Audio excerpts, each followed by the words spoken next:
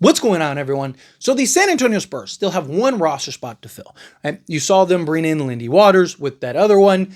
Now, what do they do with that last and final roster spot? Personally, I think that they should bring in and look to bring in a guy like a Kevin Love. Kevin Love is expected to be bought out by the Utah Jazz, and when he does, he wants to, he still wants to be on a team. Now, based on reports from like Jake L. Fisher, he wants to be in kind of a more glamour market, the New Yorks, the LAs type thing. But the Lakers can't sign him. The Clippers can't. So it would have to be one of the New York teams, maybe the Knicks or Brooklyn, possibly. But honestly, if I'm the Spurs, I would reach out and be like, hey, come here. Be that veteran guy in the locker room that can be a presence. Again, you're talking about the 15th roster spot. Now, look, obviously, you have 15 spots for a reason. And you're going to have, your 10 or 11, however many guys you have in your rotation. And, I see a lot of comments all the time of people that are like, it's the 13th spot, it's the 14th. Like, who cares? And it's like, because why do they have those spots? Right? Because usually it's reserved for guys in case of injury or young development guys that you're trying to work on and build for potential parts, or those veteran guys that can make an impact in the locker room. Those veteran guys that can come in, understand what they're there for, play a part, play a role, but in Kevin Love's place can also actually give you production on the basketball court as well. I like the idea of Kevin Love because I think he could do wonders for, Victor Wembanyama. Right? I think he could do wonders for Jeremy Sochan and Carter Bryant and all of these young kind of, 6'8" guys. People forget how good Kevin Love was. Kevin Love was the stretch big before the stretch big, and he was an automatic double-double a night guy. I mean, you're talking about a guy on a bad night. Like, oh man, he was pedestrian tonight, was like a 20-10 guy. Like this guy had like 30 and 20 games. This guy was unbelievable, right? And then decided to sacrifice, him being an all-time great power forward to go and win a championship and be the third option and be relegated to essentially a catch and shoot 3-point shooter that rebounds, right? So he's been on every scale. He's been looked at as one of the best power forwards in all of basketball, one of the best players in all of basketball, to a guy that had to settle into an actual role and be a role guy, right? So he can relate to the Victor Wembanyamas, he can relate to the Jeremy Sochans, he can relate to the Carter Bryants, right? He can relate to the guys, but he also has a skill set that is very valuable in his ability to rebound, to defend, to not really a defender, but you get the point, right? Like, he knows, understands, has been in this league so long, has seen every different iteration of things, has won an NBA championship, right? There's a reason teams like Miami paid Udonis Haslem for years just to be the 15th man. There's a reason teams like the Lakers kept Jared Dudley around and didn't want him to retire because of what he did. Markieff Morris. There's a reason that teams, go and bring in those veteran guys to be those leaders, to be those guys. These guys are so important to teams because they're the glue guys. They are the voice for the coaches, but in return are the voices for the players to the coaches. They can be the middleman. Coaching wants something done. Coaching wants to whatever. Well, he can be a guy that can be that middleman. Explain to the team, hey, this, that, and the other, right? It's one thing when your boss comes and tells you something, right? Boss calls you into the office. What are you doing? You're like, ooh, you're rattling all the things in your head about like, okay, well, what did I do? Okay, I've done a lot of bad today, but what's the worst thing he could say I did today, right? Like, it's usually not a good sign, right? And sometimes it's not even anything serious, right?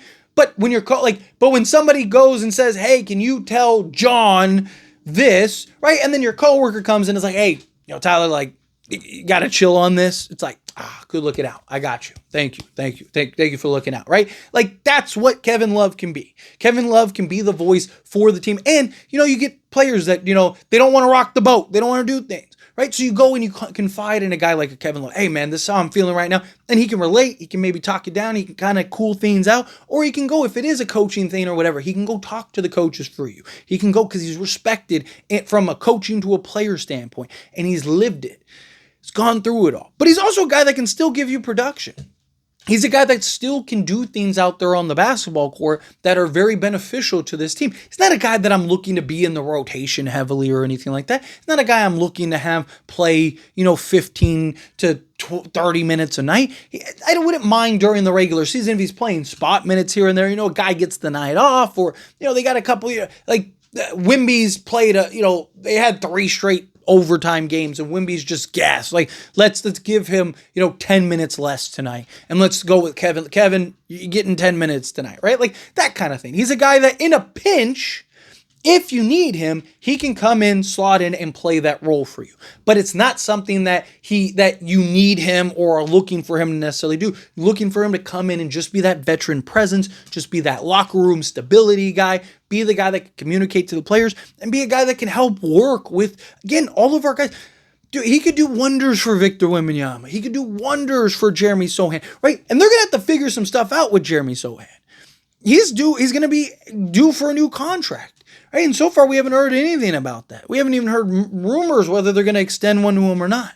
Right? So it might be good to bring in a guy like a Kevin Love to really just hey, work with Sochan and let's see what you can do with him. Let's see if you can kind of maybe unlock some offense, unlock some shooting, right? Kind of work with him in that regard. Because Kevin Love was a guy that could knock it down with some efficiency. He hasn't been as efficient in his later years, but again, he's going to be 37 in 2 months, right? So again, he's getting up there in age, but he's a guy that I do think still have an impact out there on the basketball court, but more than anything, just have an impact on this roster and locker room. Look at how important Chris Paul was for the Spurs last year. Look, think of how important he is. Right? Yeah, he might go to the Lakers, he might go to the Knicks, he might go something like that, but if I'm the Spurs, I'm at least picking up the phone and going hey, now, what do you think?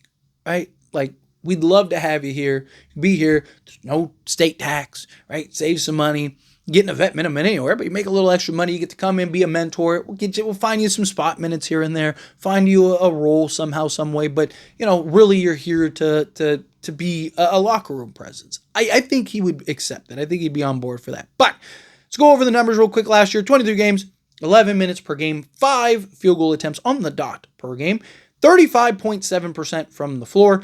He shot 36% from three-point range on 2.9 attempts. Now, this is a guy that's a career 37% three-point shooter on 5 attempts, but on 3 attempts, he was 56% last year. He actually shot worse from two-point range than three-point range. He was 2.1 attempts, 35.4%. EFG of 46.1%. 1 free throw a game at 70% from the free throw line. 3 rebounds, including 1 offensive, 4 rebounds, including 1 offensive. 1 assist, we'll round up a steal, it's 0.7, but we'll call it a full steal, half a block, and 5.3 points per game. If you look at his per 36 to tell you everything, but kind of gives you an idea of what could he do on a random night if given the minutes. 18 points, 14 rebounds, 3.2 assists, so 3 assists, 2.5 steals, a block, and he's actually had entire career or seasons that way. I mean, you're talking about a guy that at his peak was a 26-13 guy. That's crazy. That's insane. But anyways, always, this is a discussion. Pass a question on you. Let me know your thoughts and opinions down in the comments. That being said, if you haven't liked this video, hit that like button. Helps me a lot. So we enjoy these types of videos and I truly appreciate it. Now subscribe channel, hit that subscribe button, turn on the bell notifications. Appreciate y'all. See you in the next one. Thank you.